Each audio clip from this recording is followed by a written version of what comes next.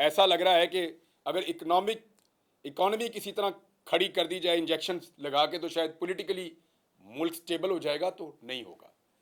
یہ فارمولا ہوتا ہی نہیں ہے. ہم پچھلے 2 سال میں نہیں ہو پائے، آگے کیسے ہو جائیں گے؟ ہوگا ایسے ہی کہ پاکستان، انشاءاللہ پاکستان پولیٹیکلی سٹیبل ہوگا، اور یہ ہوگا. پاکستان کے بارے میں کبھی میں مایوس نہیں ہوتا. یہ ہوگا. پاکستان پولیٹیکلی سٹیبل ہوگا، اور پھر پاکستان کی اکانومی بھی بہتر ہو جائے گی انشاءاللہ. سر، شیخ مجیب الرحمان نے ذوالفقار علی بھٹو کو کہا تھا کہ یہ جو لوگ تمہیں آج لا رہے ہیں، میرا مینڈیٹ چوری کر کے آپ کی جھولی میں ڈالا جا رہا ہے، یہی لوگ آپ کو لٹکائیں گے. تو عمران خان کا مینڈیٹ جو چوری کر کے اس وقت نواز شریف کی جھولی میں ڈالا جا رہا ہے، تو ان کے ساتھ کیا ہوگا؟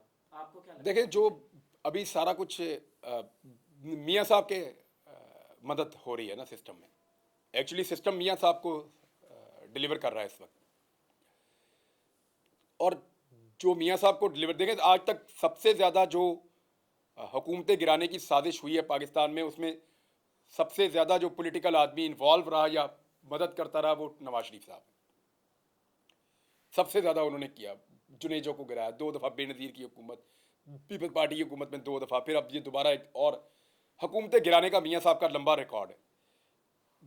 لیکن جو کچھ بھی میاں صاحب نے کیا، کیا وہ واپس پلٹ کے نہیں آیا؟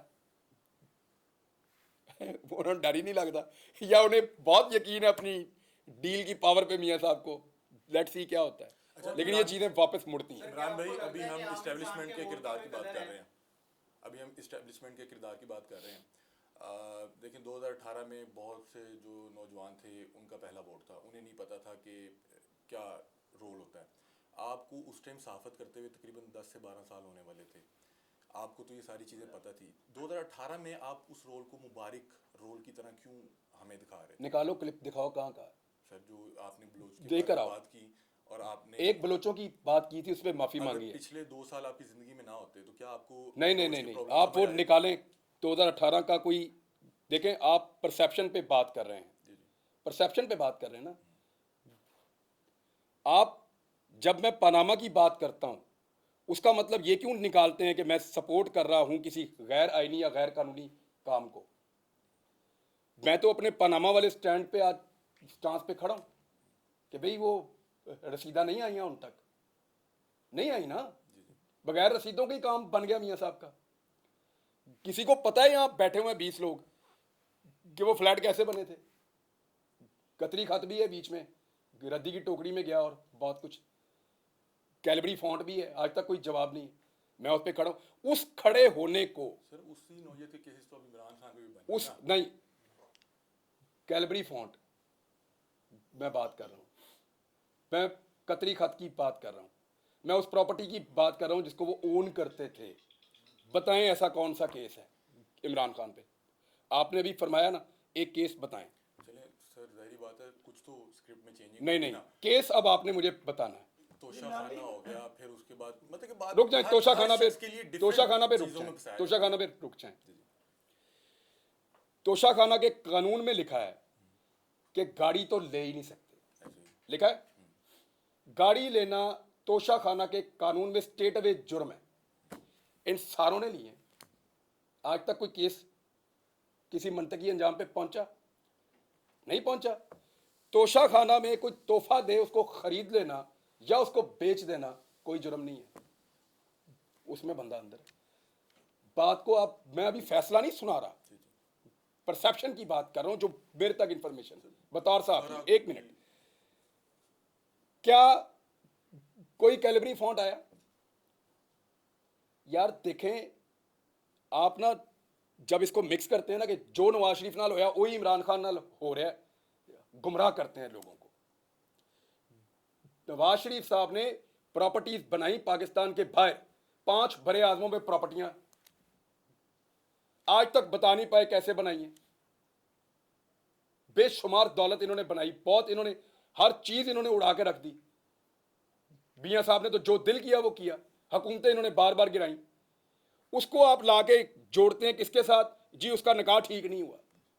نہیں یار، میں عمران خان کا وکیل نہیں ہوں، لیکن میں آپ کو ایک بات بتا رہا ہوں، فرق ہے نا، فرق ہے، دونوں کا فرق ہے، دونوں قسم کے کیسز کا فرق ہے. मियां साहब आज भी जवाब नहीं दे पाए। सर ये फराग होगी कि ये जवाब जमा करवा सकेंगे? किसने, आपने एक भी प्रोग्राम किया फरागोगी पे, उस्मान बुज़दार पे? आपने किए? मैंने देखा आपके तो 20 किए ना, 12 रील हो प्रोग्राम किए इकट्ठे, लेकिन आपने ये इमरान खान से और तब क्यों नहीं करोड़ों रुपए पूछा? का नुकसान बर्दाश्त किया जो उस्मान बुज़दार ने हमारे साथ फिर किया, पूरा बिजनेस तबाह कर दिया।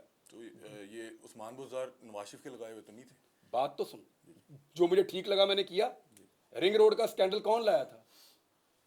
इस्लामाबाद में जो आया था, एक ही सबसे बड़ा स्कैंडल है ना इमरान खान की गवर्नमेंट का। एक्चुअली जो एडमिनिस्ट्रेटिव स्कैंडल है सबसे बड़ा एक ही है, रिंग रोड का। कौन लाया था? मैंने दी थी खबर, एक दफा नहीं 3 दफा दी, फिर मीडिया ने उठाया। और क्या करूं? नहीं, उसी उस्मान बुज़दार के कागजात नामजदगी तो मंजूर हो गए, कोई मुकदमा अगर उस्मान बुज़दार बहुत ही बुरा था, उसके कागजात कैसे मंजूर हो गए? तो सर यही तो रोल है जिसकी बात कर रहे हैं कि वो तब भी यही मसाइल थे एक इलेक्टेड गवर्नमेंट के खिलाफ जब चीज़ें निकल रही थी तब आप कितने उसको बंदे- सपोर्ट कर रहे थे। अब जब निकल रही है तो आप उसको एक support मिनट, नहीं- आप कह रहे हैं पनामा इंटरनेशनल स्टोरी थी, ये कोई इंटरनेशनल स्टोरी नहीं है। वो बाहर से इन्वेस्टिगेट होकर चीजें आई थी, ये वो नहीं है भाई। इधर कन्विक्शन भी नहीं हुई, उधर कन्विक्शन है, वो फर्क है भाई चीजों का। अच्छा ये मैंने आपसे पूछा बलोच वाले मामले में कि अगर आपकी ज़िंदगी में ये पिछले 2 साल ना होते और चीज़ें उसी तरह से चल रही होती और इमरान खान अपनी गवर्नमेंट पूरी करते तो क्या आपको कभी भी ये बलोच के जो मसाइल हैं समझ आते? क्योंकि तब यार, आपका जो स्टांस था वो इंसान और था। रोज सीखता है ना, रोज सीखता है। शुक्र है मैंने सीखा, अल्लाह का बहुत शुक्र है, उसकी बड़ी मेहरबानी है मेरे पे। और ये मैंने इन दिनों के बाद नहीं, 2022 में जब फ्लड आया था तब बलूचिस्तान गया था, तब भी माफी मांगी थी। अच्छा, और बार बार मांगी थी। अभी महारंग बलोच आपसे मिलती हैं, हामिद मीर साहब से मिलती हैं, लेकिन कोई जैसे फिज़ा हैं, उसके अलावा जो गरीदा फ़रूकी हैं, देखिए वो भी बहुत मेजॉरिटी के वो भी सवालात उनके जहन में भी हैं। लेकिन मैंने देखा कि जब उन्हें कोई तनकीदी सवाल का सामना करना पड़ता है तो वो और तरह से बिहेव करती हैं, वहाँ पे 20 कैमरे लग जाते हैं। आप इस पूरी चीज़ को किस तरह से देखते हैं और इसका हल क्या देखते हैं? अगर मैंने अभी बताया तो है हल, डायलॉग। खबरें ये आ रही हैं और रियासत तो डायलॉग ही करती है।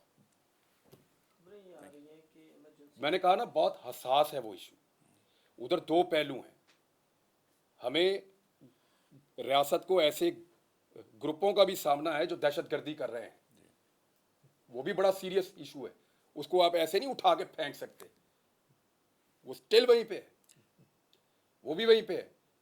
दूसरी तरफ एक और मौक़िफ़ है जो बिल्कुल ठीक है, हमारी बदनामी भी हो रही है, वो भी वहाँ पे है। जो काकर साहब ने गुफ्तगू की उसको किस तनाजुर में देखते हैं बलोच के हवाले से? काकर साहब की मुझे वो गुफ्तगू बहुत बेहतर लगती थी जो वो चाय की दुकान पे हमारे साथ बैठ के करते थे। अच्छा सर, काकड़ साहब की एक और पोजीशन भी है इजराइल के इशू को लेकर। उन्होंने कायदे आजम साहब तक चले गए कि जी ये पोजीशन रिव्यू हो सकती हु इज ही यार? हाँ नहीं, क्योंकि आपने एक इमरान मिनट खान से भी कौन है काकड़? कौन है? कोई याद भी नहीं रखेगा। तो कायदे आजम कौन है?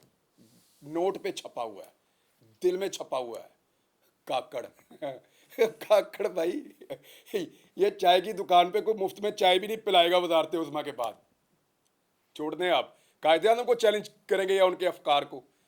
सवाल ही नहीं पैदा होता, सवाल ही नहीं पैदा होता। सर वोटर लिस्ट अनाउंस करने का कहा गया है, पीटीआई वोटर्स को उठा तो नहीं जाएगा? हाँ पीटीआई के वोटर्स को भाई, तुसी ना वोट पा।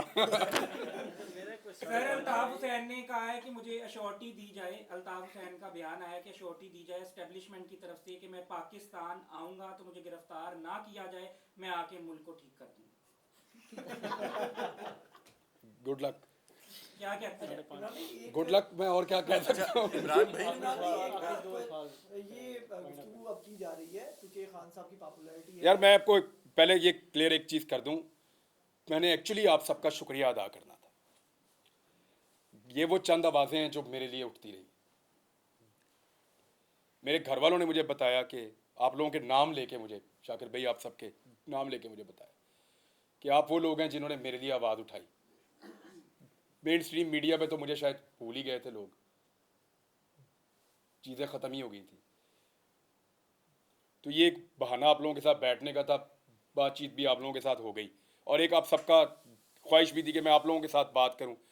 मुझे ये नहीं समझ आ रही थी पहले किसके साथ करूं और बाद में किसके साथ मैं करूं। और फिर मैंने कहा सारों के साथ इकट्ठे ही बातचीत कर लेते हैं। अब मेरा नॉलेज भी इस वक्त बहुत कम है मौजूदा पॉलिटिकल सिनेरियो का के ऊपर। मैं बीच में से थोड़ा सा कोरा भी हूँ एक टाइम पीरियड में ना, मुझे पता ही नहीं है चीज़ों का, मुझे थोड़ा टाइम लगेगा रिकलेक्ट होने में, अपने आप को वापस उस पोजीशन में लाने में। ट्राई किया मैंने एक आध दफ़ा, हुआ नहीं मेरे से, सच बोल रहा हूँ। अच्छा, तो पहला भी इंशाल्लाह हो जाएगा। बस ये आखिरी सवाल है कि बस अब आपकी सहाफत जो है वो कब से हमें आप नजर मैं उम्रे पे इंशाल्लाह जा रहा हूँ, उम्रे से आते ही काम शुरू करेंगे इंशाल्लाह। सर फ़लस्तीन में जो जुल्म ढाया जा रहा है और इतने अरसे से आप तब मेरे ख्याल से कैदो बंद की सोख्तें बर्दाश्त कर रहे थे, तब से ये सिलसिला शुरू हुआ है और डेली जो है वो कितने सैकड़ों बच्चे जो है वो शहीद कर दिए जाते हैं और इस वक्त हज़ारों बच्चे शहीद हो चुके हैं और कितने ही हज़ार जो है वो ज़ख्मी हैं। हस्पताल पर यूनाइटेड नेशन कहता है कि ह्यूमन राइट्स कहता है, यूनाइटेड नेशन कहता है कि अगर जंग भी हो तो हस्पताल पर हमला नहीं करना चाहिए, लेकिन उन्होंने एक हस्पताल को जो है वो बम मार के उड़ा दिया जिसमें डॉक्टर्स और नर्सेज जो है वो शदीद ज़ख्मी लोगों का इलाज कर रहे थे। तो ये बर्बरियत जो है ये किस तरह ख़त्म होगी, इस पे जो हमारा ऐवान है या हुकूमती जो इस वक्त काकड़ साहब है वज़ीर आज़म, जो कि कहते हैं कि सारे जितने भी पॉलिटिकल पार्टीज़ के चेयरमैन हैं, लीडर्स हैं, जो कहते हैं मसला कश्मीर और हम इस पर आवाज़ उठाएंगे, लेकिन इस वक्त जो है वो इज़हार यकजहती नज़र नहीं आ रही फ़लस्तीन के साथ। सारे मुसलमान मुल्कों को इकट्ठे होकर करना चाहिए था। अनफॉर्चुनेटली हम